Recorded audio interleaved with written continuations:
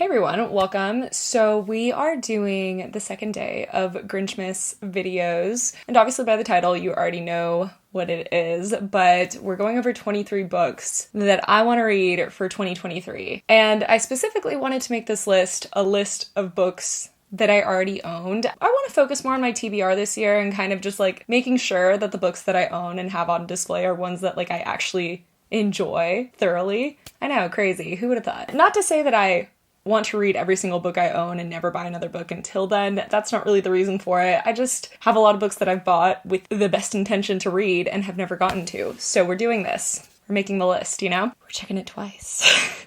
Let's get started. The first book that I have is King of Scars by Leigh Bardugo. I've wanted to read this for forever. This is the series that follows different characters in both Shadow and Bone and Six of Crows, although we do see characters from both of them, I do believe. It's following Nikolai and his gang. I'm not entirely sure what they're doing on this, but I recently finished a reread of Six of Crows and Crooked Kingdom, and it really was the push that I needed to want to finally get to King of Scars. I mean, I've heard really great things about this series, and I don't know why I put it off for so long, but knowing that Six of Crows was already infinitely better than Shadow and Bone could ever be, maybe King of Scars will have that similar effect. I mean, I don't know. I have really high standards. I really like Six of Crows. And look at how pretty this book is. The monster is me and I am the monster. I'm interested.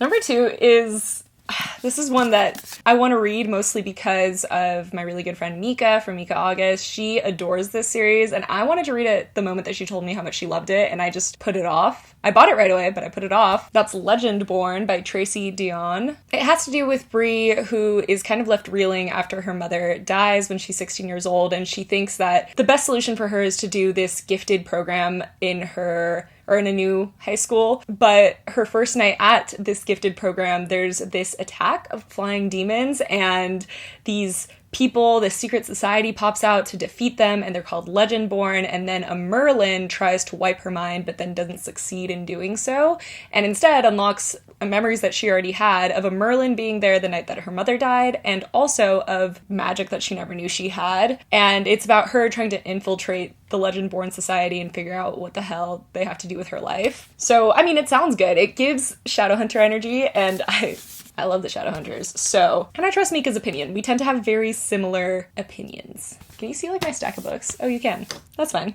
This one, I've been meaning to read this for forever. Obsidio by Amy Kaufman and Jay Kristoff. This is the third book and the final book in the Illuminae trilogy. Illuminae is a book that I absolutely adored. Gemina, I liked it. I didn't feel as strongly as I did towards Illuminae, and I don't know if I will feel as strongly towards Obsidio. That's actually the thing that's been keeping me from actually wanting to pick it up, is because I think that nothing's gonna match up to Illuminae's level, but I am excited about it. It is the wrapping conclusion for Illuminae. I think that all of the characters kind of combine, since Illuminae and Gemina follow different characters, and I'm really interested to see how this all ends.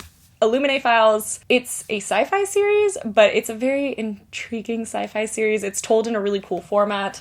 It's in data logs and timestamps. Illuminae specifically, it's following a town of people that was rescued from their planet that was being attacked, and it's following how once they're in this supposed rescue ship, things start to really go wrong because a disease breaks out in one of the ships, and in this ship, the AI may not be working exactly correctly because of the attack. And it's so fascinating. I mean, it's just a very interesting, convoluted plot with a lot of conspiracy happening because their planet wasn't supposed to be attacked, but it seems like it was attacked by their very own government. And it's really good. The first book, at least, was really good.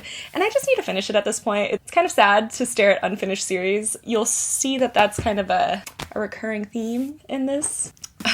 Because the next book is actually also the last book in a trilogy of sci-fi books, and that is Supernova by Marissa Meyer. The main reason I want to read this is actually because I got my dad to read this series, and he loved it, and he sped through it, and he finished this 2 years ago, and every single time he sees me, he's like, have you read that yet? Did you read it? Did you finish it? And I didn't, so it's about time. So Renegades is kind of like a version of superheroes. I mean, it is superheroes. there's supervillains and superheroes. There's people that came out with like latent magical abilities. Everyone has different abilities, kind of like a mutation situation. And specifically, we have Nova, who is a villain. She's definitely the heir of the villain titles. And she is not really well known amongst the heroes, so she's able to infiltrate them and try and take them down from within for what they did to her and her people years before. And of course, it's not going to just be that way. Of course, there's probably going to be a love story. Of course, there's going to be a star-crossed lovers moment, you know, with a hero that shouldn't love her and a villain that shouldn't love him. And it's just, you know, it's a very fascinating plot. It keeps you at the edge of your seat for real. And I don't know why I haven't finished the trilogy yet. So 2023, we're doing it. This one, honestly, I looked at my shelf and I thought to myself, what books would I be so disappointed in myself if I didn't read this year? Like, if I'm looking at my shelf at the end of next year and I see that I didn't read this, am I going to be mad at myself?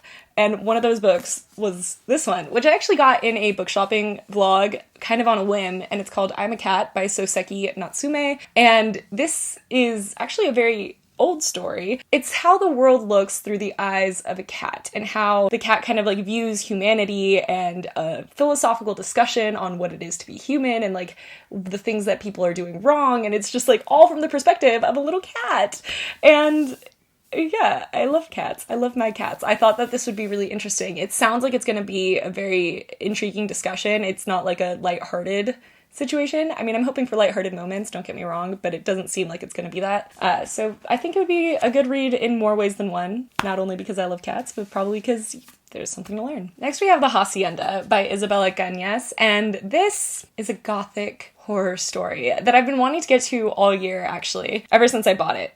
At least. It reminds me a lot of Mexican Gothic, and that can be a good and a bad thing since Mexican Gothic just didn't hit for me, but I'm hoping for better with The Hacienda. We follow Beatriz, who is still kind of reeling after the overthrow of the Mexican government and her father dying, and this loss of stability that she's experiencing when she gets a proposal from a handsome Don Rodolfo, and there's a lot of discussion happening around him because his last wife died very mysteriously, and people don't think that she should really marry him, but she's just looking for stability. She just wants to live in an estate. She wants to be married. She wants to just be stable, and so she goes for it. She's like, what's the worst that can happen?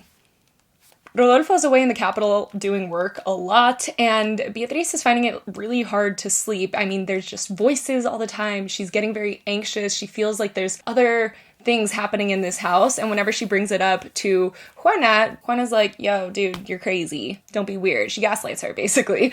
And even though Juana does not stay in the house at night, she refuses to. She stays somewhere else. So that's pretty sus. If you don't think anything's happening, then why don't you stay in the house, you know? That's what Beatriz is thinking anyways. So she goes to a priest. And this priest is Padre Andres, and he isn't just a regular priest. He actually has kind of a background in witchcraft, and he's gonna have to lean on both sides, on his priest side and on his witch side, to try and figure out what's going on in this house and try and help Beatriz.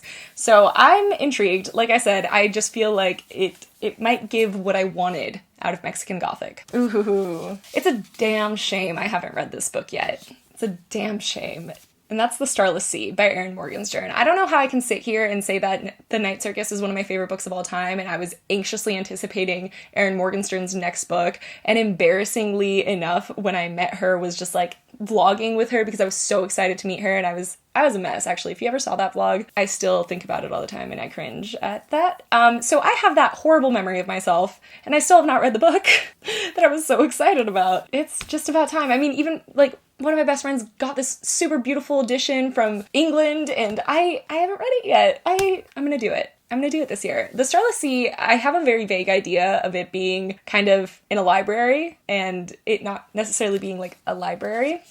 I was kind of right. So Zachary is actually in his university's library when he comes across a book that he is absolutely enthralled with. It has all of this beautiful magic, all of these beautiful castles, beautiful places, beautiful people, and he is in love with it, but it's also I look different. It is the next day. My camera battery died last night, and then it didn't charge for hours. So here we are.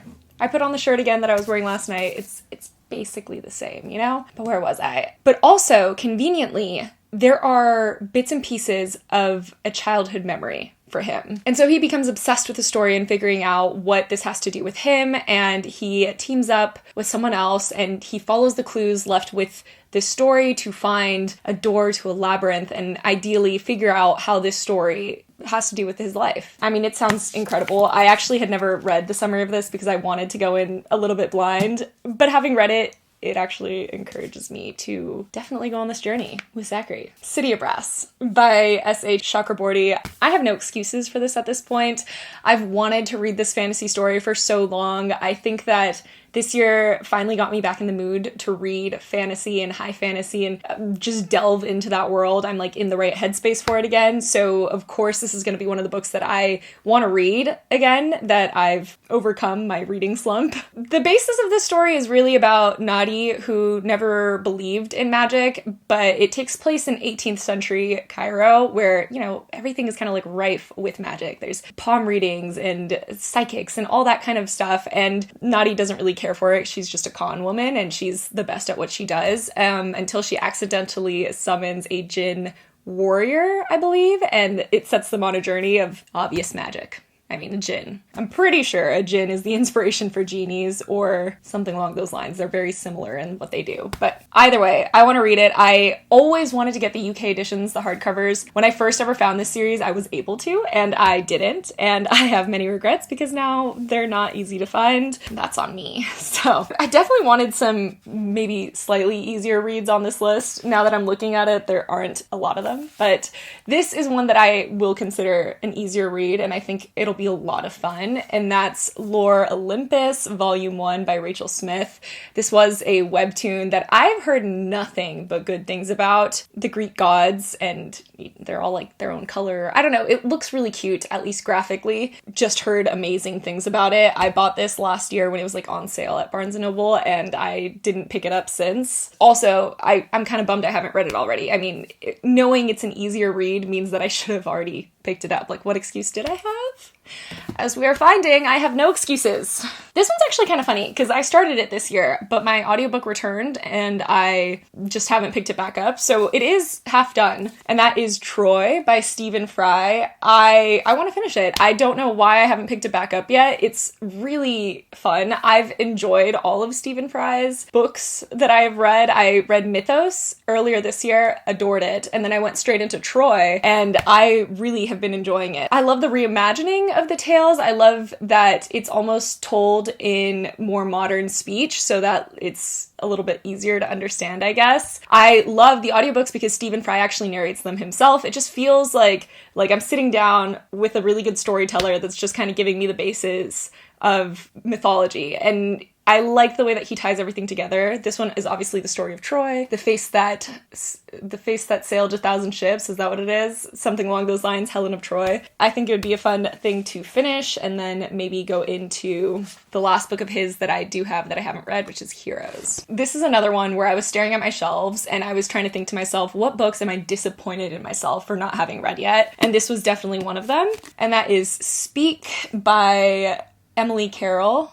Speak by Laurie Halls Anderson, artwork by Emily Carroll, and this is actually the graphic novel version of it. I bought the graphic novel version of it, first of all, because it's stunning, but also because I thought that it would kind of be the push to read this book. I know it's going to be a heavier novel, heavier topics. I mean, the only things that I do know about this are that it's a hard to read sort of story, and I mean the back just says I said no, so I can only assume that it's going to be about sexual assault in some way or another. I could be wrong, but I don't believe I am. This one, it's so pretty, and if I want to keep it on my shelves and like look at how beautiful it is and have people comment on how beautiful it is, I want to have read this book, you know? Which is Steeped in Gold by Sienna Smart. This is beautiful. This is the fairylit edition of it. It's just stunning. I've also heard incredible things about it, so I mean, it's not like I doubt that it's going to be a great book. I just haven't read it yet, and I get to stare at how pretty it is and not have read it. Like, not everything should be about how pretty something is, I guess. It's basically about two witches who are sworn enemies that have to team up together to fight a greater evil for their kingdoms, and the lengths that they will go to win that game. I'm in a fantasy again. I can't not read this. How many times have have I said that? A lot of this is repetitive, I'm sorry. This one is a book that I didn't know existed until one of my subscribers actually gave it to me when I still had my Amazon wishlist public, and I was enthralled. I wanted to read it. I've heard so many good things since I mentioned it in that book haul. Like, people were saying how wonderful the story is, how beautiful it is, how it's even better than the movie, and I am such a huge fan of the movie that I want to get to it. Kiki's Delivery Service by Aiko Kodono. It's cute, it's short, I've heard amazing things, and how can I call myself a fan of Kiki's Delivery Service, own the book, and not have read it? I can't. Oh, I just realized the cat's blepped. Look at it. Look at him, he's blepped. I love it when cats blep. They just seem so embarrassed about it. The Poet X by Elizabeth Acevedo. I own 3 of Elizabeth Acevedo's books, which I have not read. I love stories that are told in verse, and that is one of the factors that's at least in this work, and I know one of her other works. Why haven't I read it? Because I'm a confused, lazy girl. I don't know. It's a critically acclaimed novel. It's won all of these awards. It seems incredible. And I figured, technically I want to read all of them, but this one I think would be a good jumping off point. I think that this is the one that I want to read first. And then after, I assume I'm going to love this. After I read it and adore it, I want to read the rest of her books that I own and finally not just have them, but have read them. I should mention, I guess, at this point, I am giving summaries somewhat for a lot of these books, but I'm also going to link them all down below. So if you want to learn more about them, if my summaries do not suffice, definitely look at my description bar. I will have them all listed out. They will be affiliate links likely, but if you follow the link, you don't have to buy the book. You can still just read the summary and nothing will happen, So this one actually is a new book that I hadn't wanted to read until I was talking to Mika from Mika August. She just read this and adored it, and it was like an encouragement that I wanted to pick it up. I would not have picked it up if she hadn't told me how much she liked it. Once Upon a Broken Heart by Stephanie Garber. This is the Fairlude edition again. It's so pretty. I'm not like the biggest Pink fan though, and I think that was actually demotivating me from reading it. I know, that's silly. That's silly, but it's totally the truth. It's totally the truth. Basically, it's about Evangeline who makes a deal with the Prince of Hearts because she always believed that happily ever after was something that she could attain until the person that she wanted her happily ever after with was about to marry someone else. So she makes this deal with this Prince of Hearts, and he was like, all you have to do is give me 3 kisses whenever I want. That's that. And she was like, that's such a good deal. But then after her first kiss, she realizes that it doesn't seem like that was all that was entailed. Because when you make a deal with an immortal, there's definitely more to pay for than what maybe you bargained for. It gives a lot of Caraval energy in a lot of ways. Caraval is actually another series that I have not finished, that I have the 3rd book of and just refuse to finish. Mostly because I loved the 1st book, didn't love the 2nd book, haven't heard quite literally almost anything about the 3rd book, so that was also another reason I didn't want to pick that one up. But apparently it's really good. I think it's an unfair situation to force myself to read a lot of like fantasy books, because even though I love fantasy, I tend to kind of deviate between a few different genres. So I picked a few thrillers on my TBR and I'm excited about it. This one is The Push by Ashley Audrain, and I actually ordered this from Book of the Month earlier this year. Now this is actually, I don't know, I think that if I had read the summary of this first, I wouldn't have wanted to get it. Domestic thrillers though, when done right, can be my favorite thrillers. It's about Blythe, who is really underwhelmed with the experience of motherhood so far. She feels like she doesn't have that connection with her daughter that she thought that she always would have, and she also kind of thinks that her daughter is not like all the other kids. Like, she thinks that she's different. And when she turns to her husband about it, her husband's like, no, this is all in your head. Our little girl is perfect. And then Blythe has her son, and she has that connection that she always wanted with her kids. She loves her son. She notices that her daughter also loves her little brother, and everything seems like perfect until something happens that absolutely shakes the foundation of everything that she's been believing. We also have to question whether we are under an unreliable narrator's perspective because her husband doesn't see the things that she does, but she's also, forced to confront her reality after this event. So I think it'll be interesting. This has really good reviews, so hopefully it is. After that, we have another sequel that I purchased immediately when it came out and never read, and that is the sequel to Wicked Fox, which is Vicious Spirits by Kat Cho. Wicked Fox takes place in Seoul, and it follows a gumiho, which is a nine-tailed fox, and there's a lot of events that happen, but I don't want to talk about what the sequel is about, obviously, because, it's a sequel. You can't... You can't know what it's about. It landed perfectly on the pile. That's actually, I'm gonna leave it there. But I really enjoyed Wicked Fox. I thought that it was a really interesting story. I really enjoyed our main character. I liked the character journey that she went through, and I liked the relationship that kind of spun around because it had some K-drama feels throughout it. Like, it felt very dramatic and flowery and lovely, and it was something that I enjoyed, and I really wanted to get to the sequel right away and never did. So that's what this video is about. I should have made a whole separate video about like sequels that I want to get to in 2023, you know? But anyways, another thriller, which is The Paris Apartment by Lucy Foley. I read the guest list earlier this year, and I enjoyed it. I thought it was interesting. I liked where the story took us, but I would like to read more of her work. I think that The Paris Apartment has better reviews overall, like on Goodreads from what I've seen, so I'm intrigued by that. The plot is pretty straightforward because Jess has asked her half-brother, Ben, if she can stay with him in his apartment in Paris while she's trying to figure out her life, because she's broke and lonely and she just needs something to do, and he's not that like excited about it, but it's family, so he says sure, and she lands in Paris, excited, and shows up at the apartment that she's supposed to go to, and he isn't there. And also, the apartment is really nice, and she has no idea how her half-brother could have afforded this. Like, it seems very unlikely. But he doesn't show up after a while either, and she starts to get really nervous about what's going on with her brother, and starts to look into it and try and figure out where the hell he went. And everyone is a suspect to her. Like, the neighbors are a suspect. The whole situation is suspect. So she has to kind of go through all the different little clues and figure out what's going on with him while also trying to escape her own past. But you put aside your past, I guess, when your half-brother is disappeared. When your half-brother disappeared. Oh, this next one. I hesitated. I'm gonna tell you the truth. I hesitated before putting it on this list. I didn't want to put it on this list because I'm like intimidated by it. But I actually recommended this book to one of my friends, and he read it like shortly after I recommended it to him, and it sent him in like this whole cool like sci-fi spiral that he's been reading all year. And whenever he sees me now, he kind of asks me if I've read it, and I have to say no because I haven't read it. So that's Dark Matter. Ow. Ow. Okay, I get it. Dark Matter by Blake Crouch. It kind of gives Inception vibes, because like, basically Jason is taken hostage, gets knocked out, and wakes up in his life, but like his life is not his life. This is not the life that he remembers.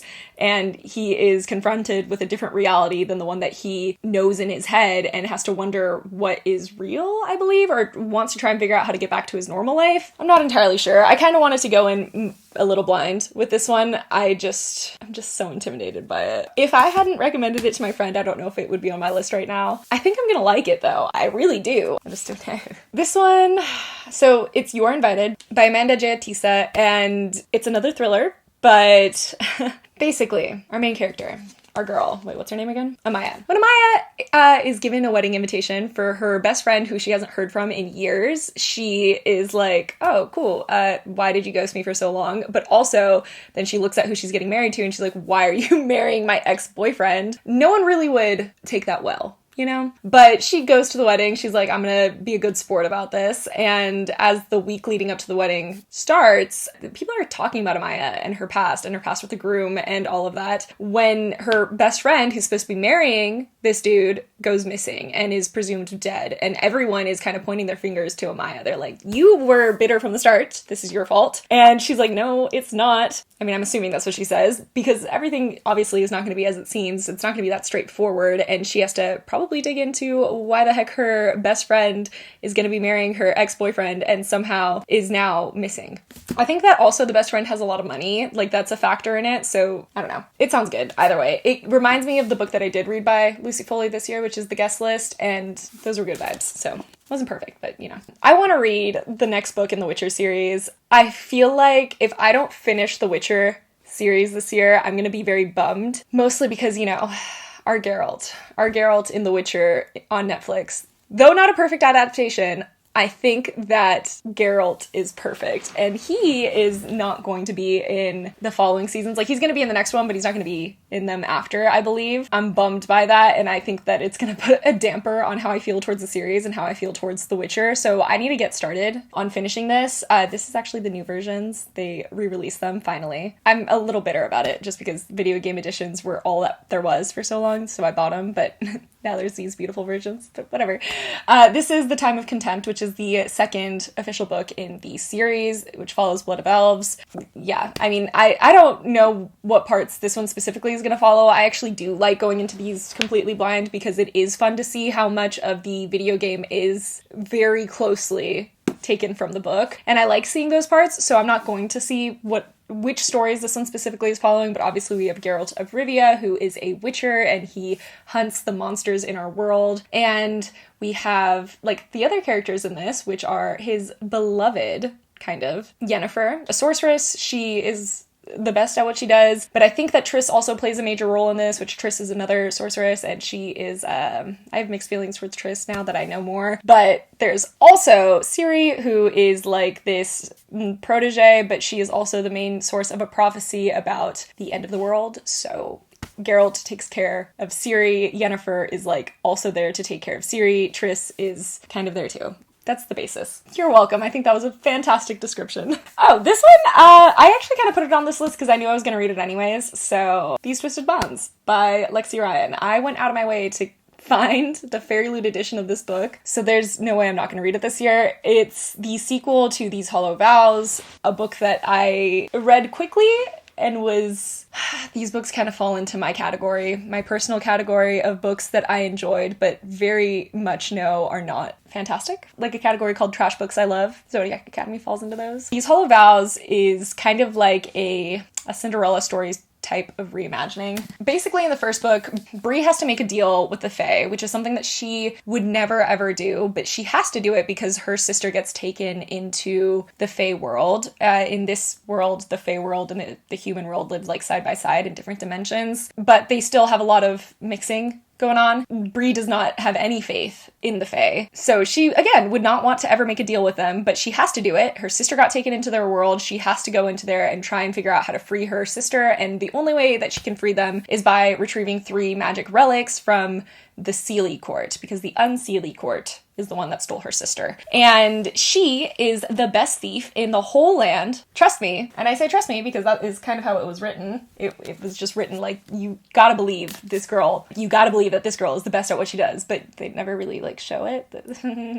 Whatever, this isn't a review. But anyways, she's the best thief ever. So of course this is gonna work. And it follows her trying to get those 3 relics from the Seelie Court to free her sister from the Unseelie Court. And I say it's kind of like a Cinderella retelling because, I mean, her and her sister live as basically like indentured servants to their evil stepmother, who has 2 evil stepsisters that always force them to do things. And there's a ball, and that's actually how she even gets like an invitation to go into the Seelie Court, because this ball that's happening is to marry the prince of the Seelie Court, of course. So she has like a fairy godmother moment. Anyways, I'm gonna read that next book. I know I am, so it's on this list. Last book, actually, on this list, I think, is A Lesson in Vengeance by Victoria Lee. I wanted to read this so badly when I first got it. It has a lot of good dark academia vibes. From what I could tell, it takes place in a very dark academia kind of setting. Felicity, she is going back to school finally. This very, like, good school, this very potentially haunted school, but a school that was home until her girlfriend died tragically the year before, and she took time off from school. But now she's coming back to finish it off, and she's trying to kind of put everything behind her. She really doesn't want to think about her ex-girlfriend, or her dead girlfriend. She wants to just kind of keep chugging along. She's even back in her old dormitory, but this dormitory is actually the one that's rumored to be haunted by 5 dead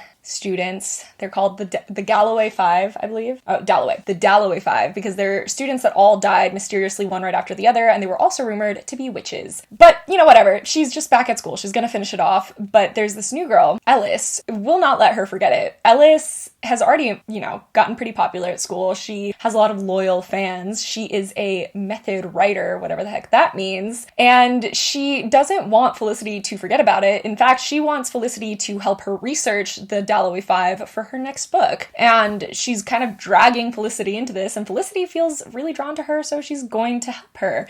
And it just feels interesting. I think that anything that has to do with like occult situations and that has like a school setting will always appeal to me in one way or another, and I'm just surprised that I haven't read it yet. I really was intrigued by this the moment that I heard about it, so it's on this. That's it. Those are the 23 books that I want to read for 2023. Ideally, I read them all. Actually, the reason that I chose this very specifically was because I want to make a vlog of me reading all of these books next year, so look forward to that. I do really enjoy the whole like setting a TBR and then actually following through with it idea. So if that's something you enjoy, then look forward to that. And ideally, I love all of these, but if not, I will have read all of these at the very least. But that's it for today. Sorry about like the setting, not the setting change, the lighting change, I guess, the me change. But you know, what are you gonna do? Welcome to Grinchmas. Everything's already a mess. I'm already a day behind on everything. So we're having a good time though. We're having a good time. There's still going to be 7 videos, whether they all get posted before Christmas or if one gets posted after Christmas, and that's that. But this is going to be going up today, so I hope you enjoyed. I hope you're having a really fun holiday season. I want to know, actually, first of all, let me know if you've read any of these books, if you guys are excited for the choices that I have created. But also let me know if there's specific books on your TBR that you are already dead set on reading for next year, because that's always a good way to learn about new books. That's that. I will see you tomorrow. Bye.